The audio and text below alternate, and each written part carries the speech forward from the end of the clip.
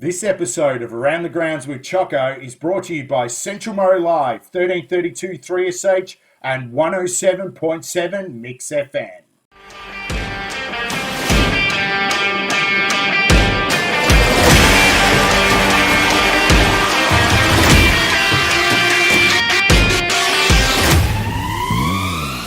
Welcome to Around the Grounds with Chocco, and I'm pretty excited about interviewing this bloke today, and he's probably one of the most respected umpires we've seen in our region. So step away, Razor Ray, and step away, all you talented guys, because this bloke here, every time he enters the room, he puts a smile on your face. So, Garry Shorty McCaig, mate, welcome to Around the Grounds. Thanks, Chocco. Thanks for having me, mate. Let's have a chat and have a look at your stellar career. You're still into it, but mate, let's go back to your footy career. 250 games, mate. Where did you play? What position did you actually play? In the ruck, mate. Oh, mate, you would have been a handy ruckman in your time. Well, I was really a rover, but the ruckmen were having a bit of trouble getting to the ball in, so I used to take the ruck anyway. So, but no, that's all right. No, I played probably about 250 games of Aussie drills. I started with Kundruk Tigers. Then I went into national service in 1972, and up in Queensland, I played with a mob with the army group called Walgaroo, and they were a new team, and they got all their jumpers that year supplied by St Kilda Football Club. So all their uniforms were free of charge. So I played with Walgaroo for that 12 months up there. Pretty warm area, good conditions, no changing rooms. If you wanted to get changed, if you didn't turn up in your footy gear, you had to change behind a car or in a car. But it was a good time in the army up in Townsville. Then I come back home again and finished off coming up to play with Naya for 2 seasons in the Mid-Murray Football League. Now, was that Naya before they became Naya West? Yes, it was Naya. Definitely Naya. Was the coach in 74, 75 was Yabby Polton. Yeah, very good coach. So let's have a chat. Obviously, you've been a fantastic stalwart, particularly around your umpiring. 43 years as an umpiring. How did you get involved in umpiring? Well, it was a bit funny actually, because I had a car accident in 1974. I hit 4 cows going home from training from Naya one night for McNeil's out at Mile. Anyway, I bunged up my left wrist. I haven't got much movement in my left wrist and my left knee. I lost half a kneecap. Anyway, I come back and played the last 3 games, I think it was, that year in 1974. And then I tried to play the next year, but being a rover, I couldn't do what I wanted to do. I couldn't twist and turn and whatever. So I was assistant manager at Goodyear Tyre Service. And the boss there was John Hosking, super coach in country football and involved with Wirraneen. And he tried to get me involved to go out to Wirraneen to be an administrator or some sort of capacity out with the Tigers, see. Anyway, I thought about it, and then I said, Len Matheson was next door at Brooklyn Masons, and he was the boss of the umpires. And he heard I wasn't going to play football again. So he used to come in twice a day, every day for about 3 months in the off season, and pester me about becoming an umpire. And I used to say to him, I said, get away, Len. I said, I hate those white maggots. I've never ever liked them ever. I said, I couldn't become an umpire. I said, I've chased a couple of umpires the length of the ground, abusing them. I said, now you want me to turn up to be an umpire? Anyway, he kept coming, and it was about late January. And he come in one day and I said, look, what I'll do, just to make you happy, I'll turn up at training and I'll see how it goes. And if I like it, I'll stick around. So that was in 1976. History tells you it's 2020 and I'm still an umpire, so I've enjoyed it. Well, you talk about it, 43 years later and 1,300 games. But, mate, you started off, and I don't know if most people would know this, but 27 years as a field umpire. Why did you choose field umpiring to start off with? Well, I just come out of football, so I basically, everyone that plays football always knows the rules. So all I had to do was probably practice how to bounce the ball, and I thought I'd be a complete umpire. And I was going to just go umpiring for 12 months, get fit, and get over my car crash injuries, then go back and play football. But after the first 12 months of umpiring, I thought, well, gee, I'm still pretty fit. I got no injuries. I got no cuts across the eyes. I've been having hit. Because being a small player, every time you run past a pack, someone would whack you and either get you just above the knees in the wrong spot, or if you're going past and dodging someone, they hit you across the top of the head. So, yeah, and I thought, I wake up every Sunday morning, I'm feeling all right. I might just stick at this umpiring. So I took central umpiring because I reckon it was more involved in the game. And it wasn't as much run as boundary umpiring. I didn't work out how the boundary umpires had to run so far and get so much less pay than what all the centrals did. So I did it for the big money. Like, it was $27 to umpire a senior game them days. $27 to umpire a senior game. And would there have only been the two of you back then? One, mate. One umpire? One. We used to run the diamond. One umpire. It was only the last couple of years when I was central umpire that it went from two umpires. So I had a fair few games as a two umpire situation, so that was all right. And in the early days when I started goal umpiring, we were short of umpires. Then I'd just fill in as a third wheel, stay in the 50, so I didn't have to do too much running. So, mate, when we talk about your umpiring, you've been involved in a number of different games, mate. Tell us about 1993, the senior grand final between Warraneen and Swan Hill. You umpired with your son, Marcus. Tell us about that moment. Yeah, that was really good. That was the first time it had ever happened in the league. I was goal umpiring then, and he was the central umpire, and he went on after that and umpired probably 10 grand finals in a row or something, and he made himself unavailable for a few grand finals, but because he become the advisor coach, so he thought he may as well give someone else a go instead of doing it himself. Even though he was probably the best umpire to do the job, he stood aside and let someone else do it. But it was a bit of a thrill, to umpire there with him. So you've done around about 40 grand finals, umpired through a number of different leagues. We talk Wimmera, we talk the Old Herald, Mid-Murray, Central Murray, Golden Rivers, Bendigo, mate. The only one you didn't do was the AFL. Did you ever consider going to the VFL back then? We nearly got to go. One year there, the umpires went on strike. Can't remember what year it was, but the VFL umpires went on strike, and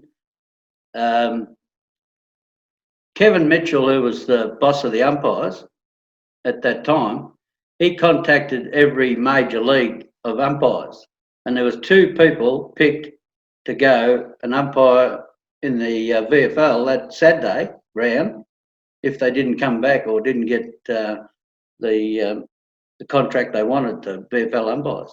And it was up until 3 o'clock, I think it was, on the Friday afternoon, that they'd come to an agreement with the umpires, and then we missed out.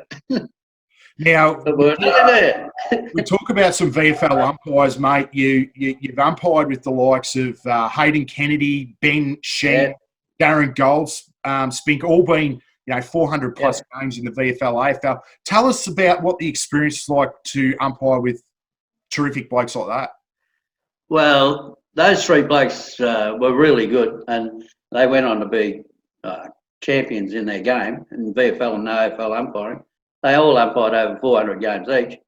Hayden Kennedy even to this day, is the boss of the umpires in the AFL.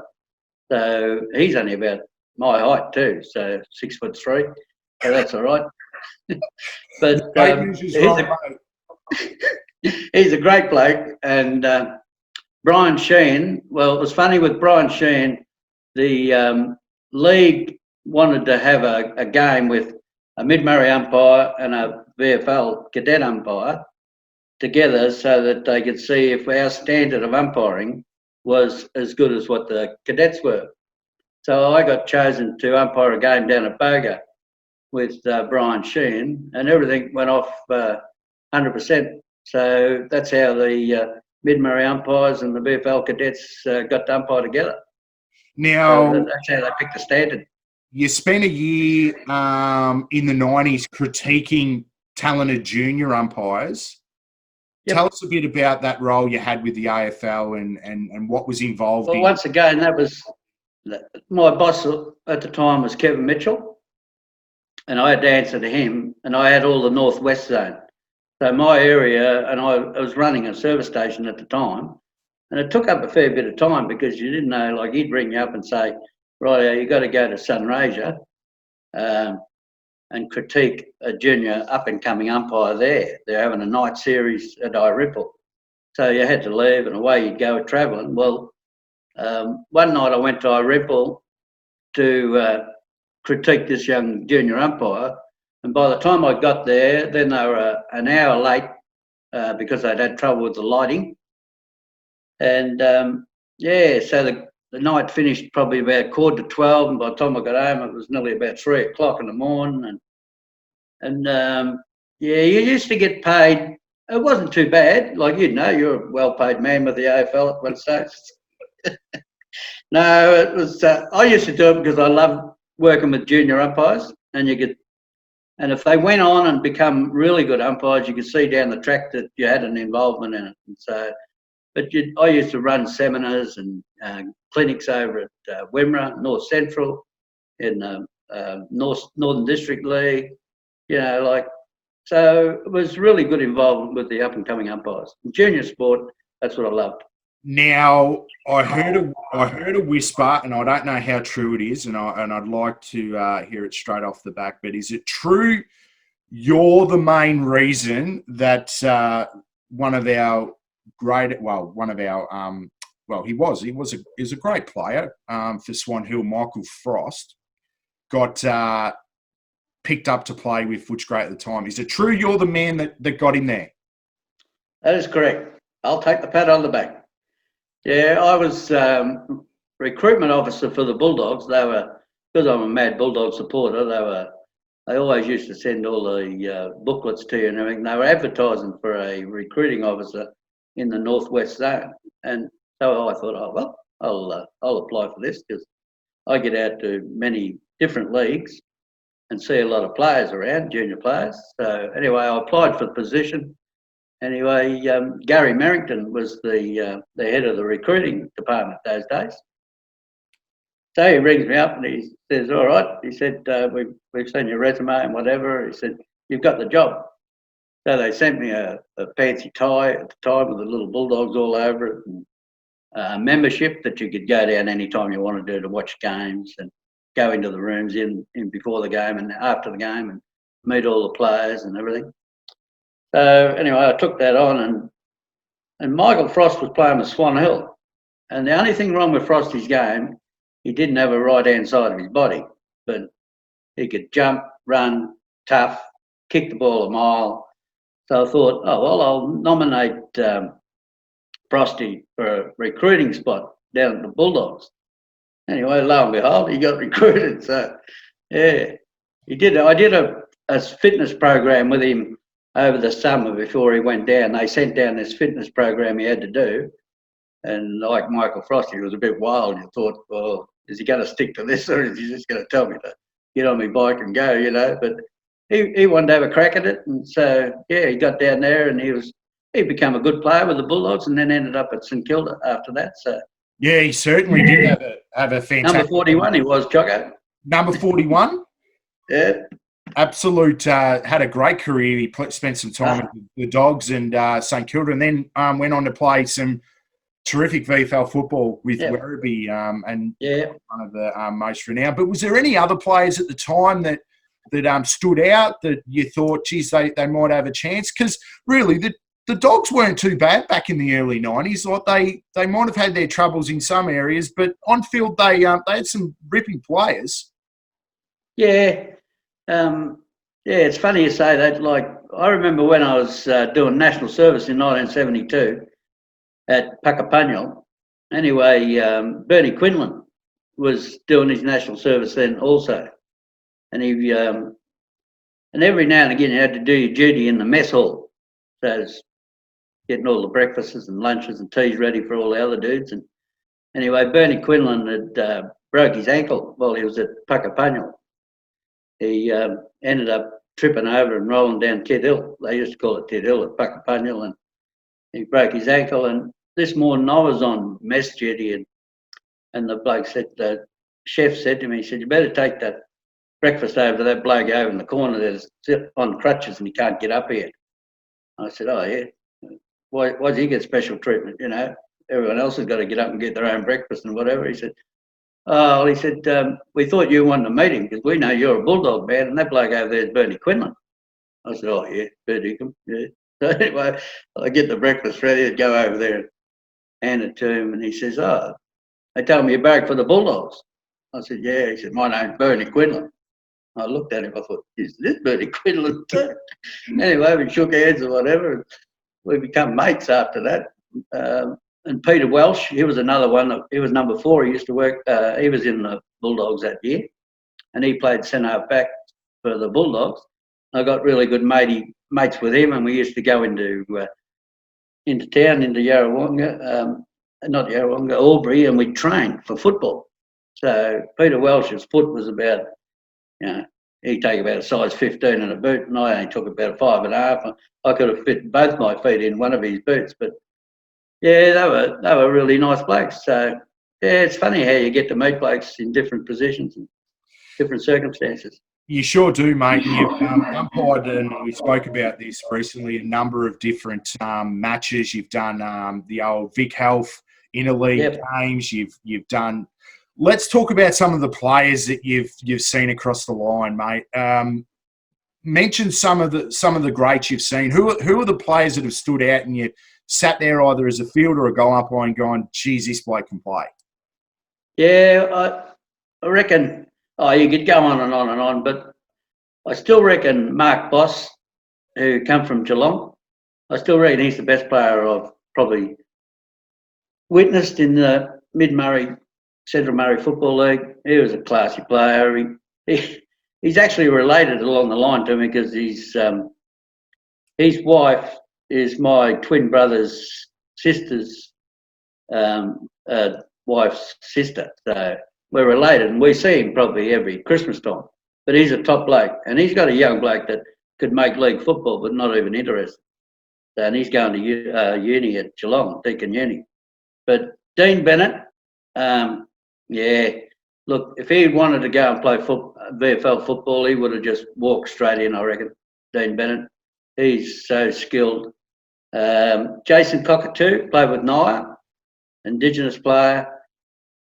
He was probably the best Indigenous player in Australia, and he was a great player with Naya. And his son now plays with your mob, Geelong. Yep. What's his Shay? Is it Shay Cockatoo or what's his name? No, Shay was a relative. There's yeah, well, he's only a young bloke. You got that. Yeah, he's been troubled with some injuries. Yeah, but he's going to be a really good player too. Darryl White, he's a bit of a funny bloke. Darryl White, he used to always call you Mr. Umpire. Like, even matter when I was goal umpiring, I remember the first game I had it, and he was standing right beside the post, and someone from Naya was having a shot for goal, and I'd give it a point because it just missed. And he's standing right behind me. He said, "Yes, Mr. Umpire, you got that one right, but I'm watching." But he was a nice bloke. Jimmy Jess, come from Richmond. Played with Balranald in those good times. Eric Curette, I don't know whether you remember Eric, but I reckon Eric come from the Essendon Districts League or something like that. Eric. Yeah, well, he was a great player. Like, he was just a ball magnet. Gavin Lloyd, Mr. Nice Guy from Balranald. I think he tried out with Brisbane Bears or something early days. Pa Wall, remember Pa Wall? He was unbelievable, Pa. Peter Lachlan, you remember Peter Lachlan? Played with Naya. No. Remember Trevor Lachlan, the cricketer? No, I probably. Played with Victoria, Australia. Well, No. that was Peter and Trevor were brothers. They lived out at Coralline. I played with Peter when I played with Naya, and he went to Richmond. He was a very good player. Lukey Livingston, and they told me Luke Livingston's even coming back if we get going this year. He's coming back to play with Kerrang again. So yeah, and, possibly alongside one of his good mates in Luke Hodge. But as I said, we'll see. And Luke's father, Brian Livingston, who played with Wandella and Kerrang, he was a brilliant footballer also. He went down, had a tryout with Geelong. Cal Beasy, really good player with Swan Hill. He went down, had a run with Carlton. Huey Foote went down to North Melbourne. Vinny Foote went to Richmond. You could go on and on. Robbie Lee from Lake Boga, he was only a little fella, about 5'5", but gee, he was a dynamo. But there was one of the better country footballers, and I wasn't umpiring at that stage, but was Leon Whelan from over at Kundra, and he's got a good player over there now, Shane Guerra. Like he's just a true champion, jumbo. But Leon Whelan went down and played with Carlton for a practice match, and he kicked 5 goals on Bruce Dool in a practice match. Nearly got run over by a tram walking outside the ground, and he come from a dairy farm over at Kundra, and he just said, "Oh no," he said, "bugger this." He said, "I'm not staying here." He said, "Bloke could get killed by one of those things."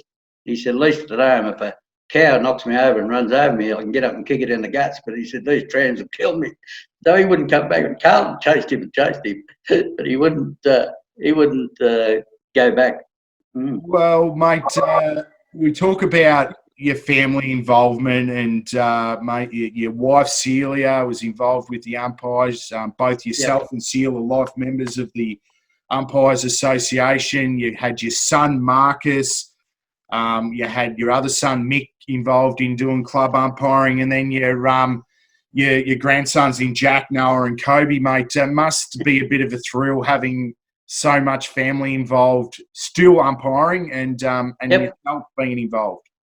Yeah, no, I remember when Marcus first, I tried to get Marcus to take up umpiring because he's one of these blokes that used to, when footy season come around, we used to buy him a pair of boots, a new pair of boots, that's Swan Hill. He'd play 1 or 2 games and then pull the pin.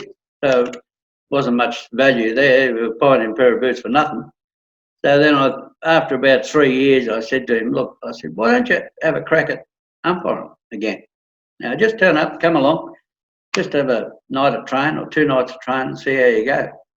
So anyway, he fronts up and he said, "Oh, yeah." He said, "I may as well give it a go for a season." Anyway, he was a boundary umpire, and he was a very good boundary umpire, and ended up doing the grand final that year.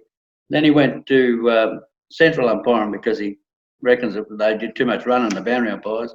Because I kept telling him, I said, "You're mad, all that running you're doing." I said, "Get in there and do the central." I said, "You can be the boss of everybody then." So he ended up doing about 10 or 11 grand finals in a row. So he's had a pretty good career. He's in Bendigo now and just gone back to umpiring in Bendigo. So if they restart. Got the grandsons, 3 of them, Jack and Noah and Kobe. They all do the boundary, and we did a BCFL game at Kerrang, Marcus and Jack and myself. That was another big thrill. Not too many people get to run with their sons and their grandsons. So, we'll just see where it goes. The wife, she was involved with, on the administration side of it, secretary of the Mid-Murray umpires when we used to train at North Park. When I was president, got her involved that way. And, so it's all history. 43 years of umpiring. I still enjoy it, and I always reckon that I'll give it away when I wake up one Saturday morning and just say, "Oh, gee, I've got to go umpiring. I don't really want to." So, well, Shorty, thanks for joining us on Around the Grounds with Chocco. I'm hoping that day doesn't come anytime soon because, mate, we love seeing you around the grounds. You're you walk in, you give some cheek, and you always got a smile and having a laugh on your face. Good luck, mate, for your rest of your career, and good luck on the bowling green, mate, because I reckon you need the help. Thanks, Chocco. Yeah, you're a big help there. Well done, Shorty, and thanks for joining us, buddy. Great having a chat. Thanks, mate, for having me. Yep.